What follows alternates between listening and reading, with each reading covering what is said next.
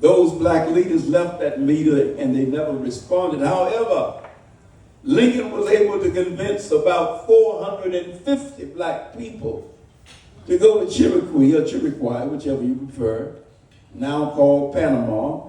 They went there. The coal was useless. They had no houses. They had to live on the ground. They had no food. They had smallpox, and most of them died.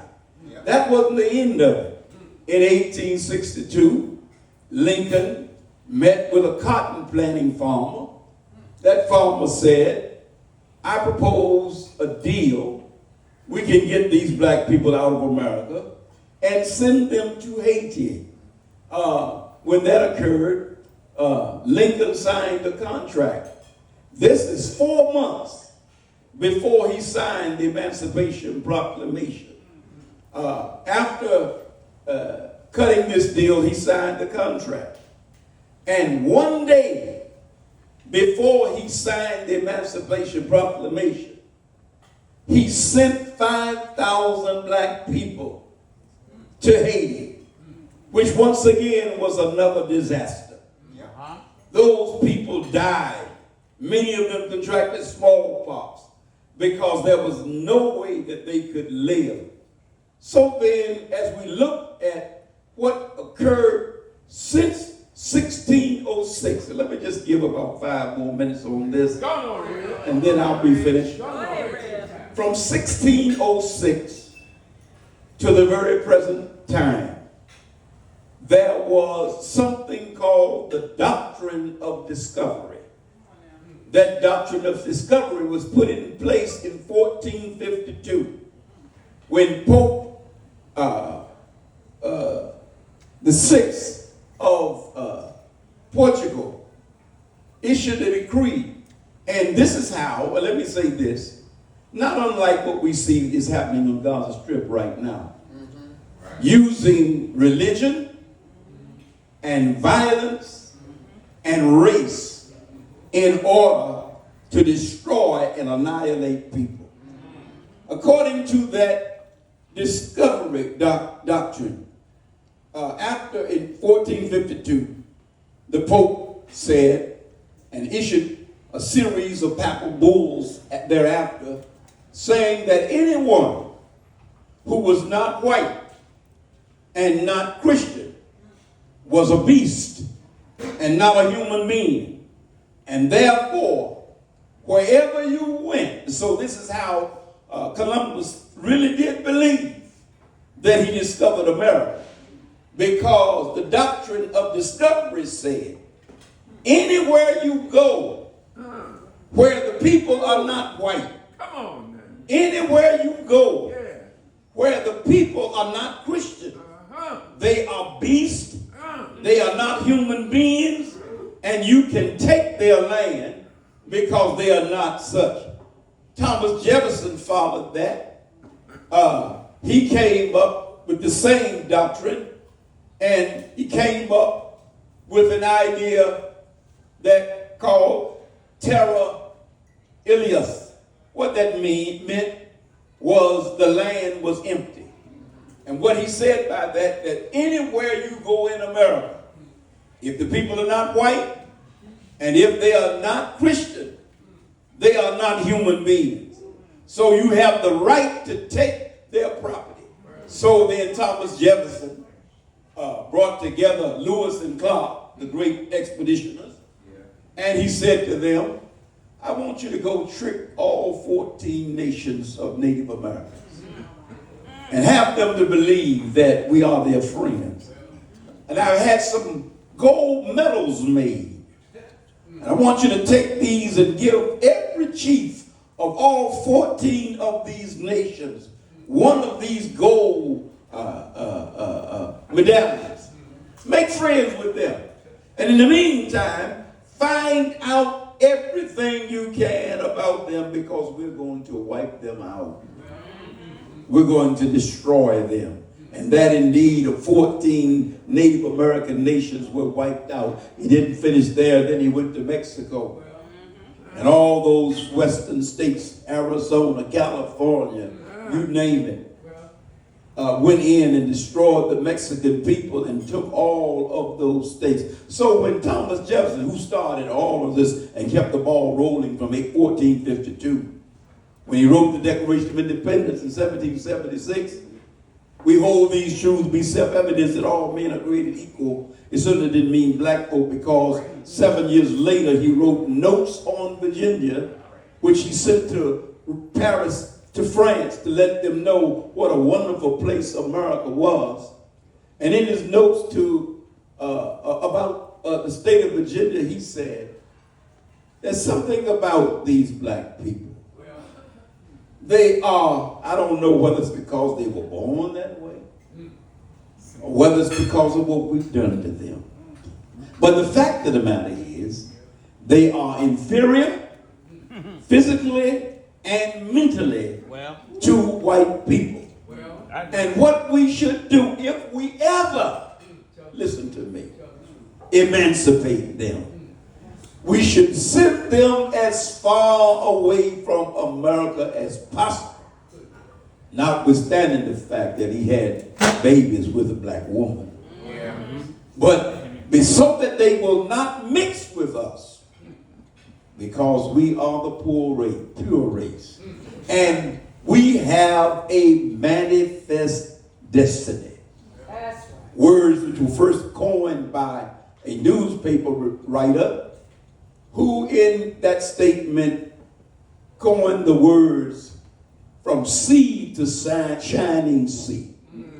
Which meant if you're white and you're Christian, you have the right to take all the land from the Atlantic Ocean all the way across to the Pacific and make it our land, because we are Christian and we are white. So you see that theme of being a chosen people.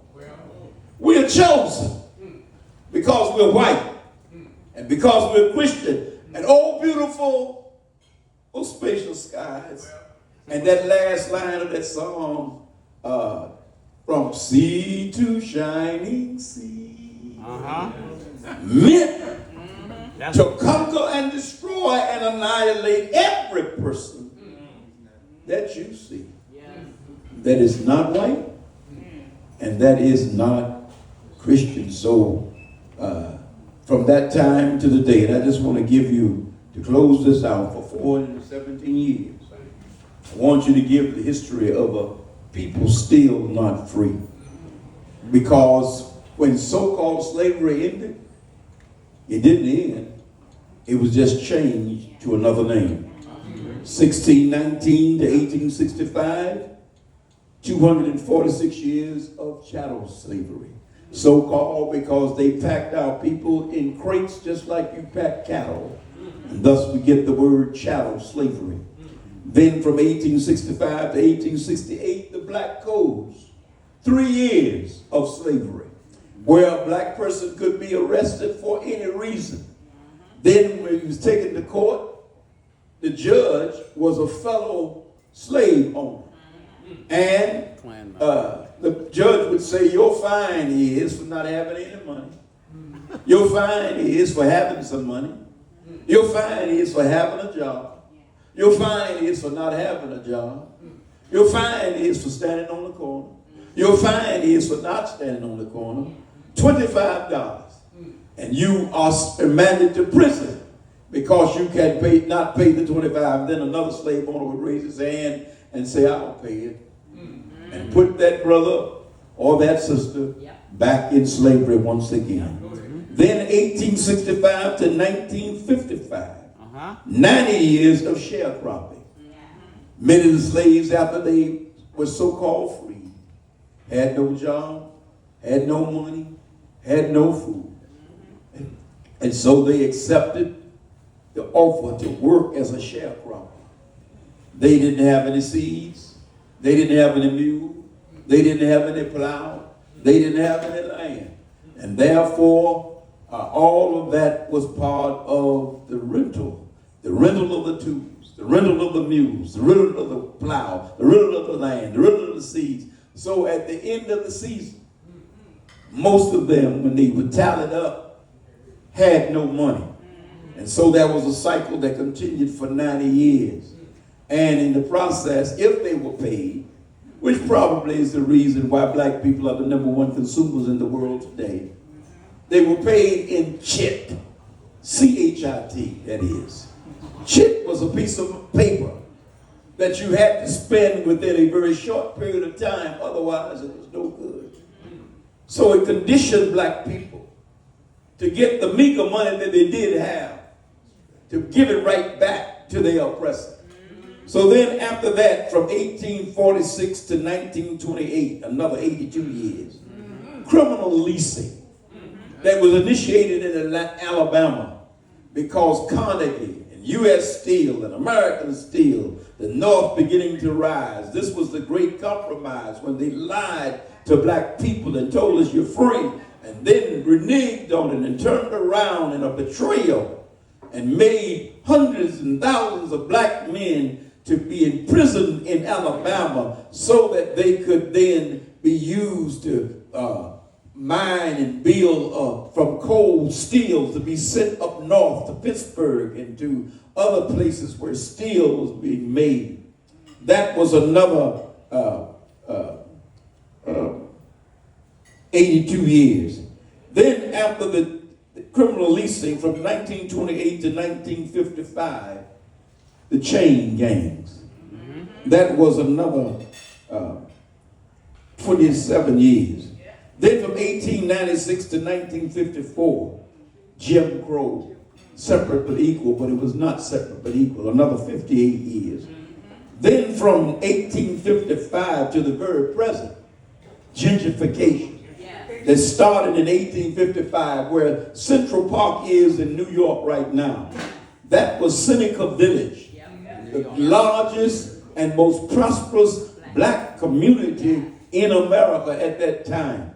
They had their own schools, they had their own banks, and when they decided to build Central Park, as they did in Southwest Washington here in D.C., as they did in Georgetown in D.C., as they did in Barry Farms in D.C., as they're doing all over D.C. right now. Gentrification. Either by building a throughway, this is the modus operandi. Build a throughway right through the black community, 3rd Street in Arkansas. Jackson Street. Tulsa was not the only black, self-contained black community. There were over 50 of them nationwide, most of them in Oklahoma. But build throughways, raise real estate taxes, eminent domain, and all of those prosperous black communities were wiped out. Then 100 years of lynching, then voter suppression, then redlining, then miseducation, then police brutality, then medical genocide. Martin Luther King Jr. said, everything that's wrong with black people is derivative of white supremacy and the racism against black people. Well, he quoted Victor Hugo, the French abolitionist, who said, where there is darkness, crimes will be committed. But the guilty ones are not those who commit the crimes, but those who create the darkness. Dr. Martin Luther King said, white America created the darkness. We have poverty, but the poverty is because of racism and white supremacy. We have crime, but the crime is because of white supremacy. Then I didn't even mention 1972 to the present, mass incarceration, which literally destroyed our black communities all over America. They created crack cocaine in the laboratory at UCLA and then spread it all over America, that simultaneously passed laws to lock up black men. And what it did, it's a tragedy to lose one black father. But when you lose hundreds of thousands of black fathers, so that the prison population from 1972 to the present went from 300,000 to almost 2 million. So you wonder why the killing that's taking place in America all over. And it used to be a time. And one more thing, 1972 to the present, hip hop. 50 years anniversary, wonderful. Yeah. But hip hop started out being revolutionary music. Fight the power, unify, organize. But then throw a thumbtack. One of the artists, hip hop artists, he said they invited him. All these record producers invited some of the artists to Los Angeles, to the home of one of the music magnates, and said to them, "We want you to change your music. Well, No more revolutionary music, because we have invested in prisons. And prisons are getting ready to explode in this country. And what we need you to do, because they're going to pass laws to lock up young black men." John Ehrlichman in 1972 said the war on drugs was not a war on drugs. It was a war on young black men. And so he said, we're going to pass laws to lock them up. And then with the hip hop music, let me say this and I'm finished. With the hip hop music, what they did was understood the power of imagination, mental advertising. I'll give you one example. Ja Morant. Ja Morant is box office. He is the greatest attraction in NBA right now. He can jump so high and do so many things. Every stadium, every arena is filled. But there's an article about Ja Morant.